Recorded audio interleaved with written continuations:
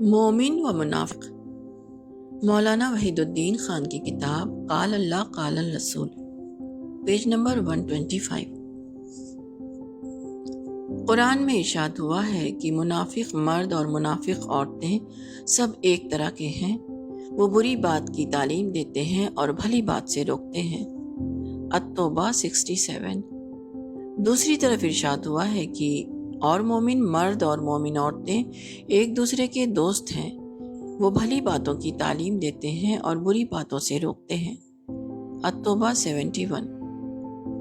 اس بات کو لفظ بدل کر کہا جائے تو اس کا مطلب یہ ہوگا کہ منافق کا منافق کے ساتھ جوڑ بیٹھتا ہے اور مومن کا مومن کے ساتھ جوڑ بیٹھتا ہے۔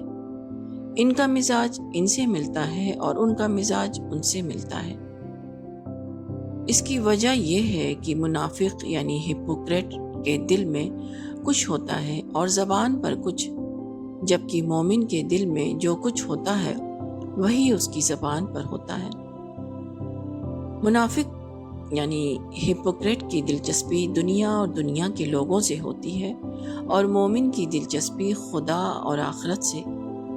منافق اپنے آپ کو کسی اصول یعنی پرنسپل کا پابند نہیں سمجھتا، جبکہ مومن پورے معنوں میں ایک بااصول انسان ہوتا ہے۔ منافق اپنے کو نمایاں کر کے خوش ہوتا ہے اور مومن کی خوشی اس میں ہوتی ہے کہ وہ تواضع یعنی موڈسٹی کا رویہ اختیار کرے۔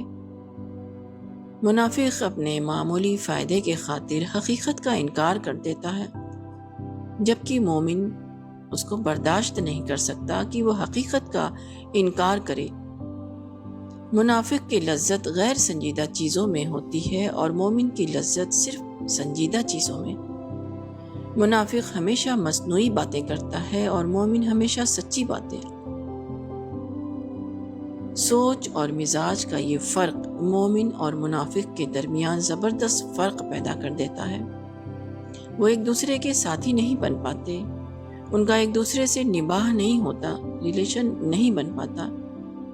مومن مومن سے یا منافق منافق سے جڑے تو ہم مزاج ہونے کی وجہ سے دونوں کا جوڑ بیٹھ جائے گا، مگر جب جڑنے والوں میں ایک مومن ہو اور دوسرا منافق تو ان کا مزاجی اختلاف یعنی ڈفرینس انہیں ایک دوسرے سے متوحش کر دے گا، یعنی بہت زیادہ سیڈ کر دے گا۔ وقتی ملاقات ہو تب بھی انہیں ایک دوسرے سے خوشی حاصل نہ ہوگی، مستقل رشتہ قائم ہو تب بھی دونوں کے درمیان اس کا نبھنا سخت دشوار ہو جائے گا۔ مومن اور منافق بظاہر ایک طرح کے ہوتے ہیں، مگر مزاج کا فرق دونوں میں اتنا فرق پیدا کر دیتا ہے کہ ایک اگر مشرق یعنی ایسٹ کا مسافر بن جاتا ہے تو دوسرا مغرب کا مسافر یعنی ویسٹ کا مسافر۔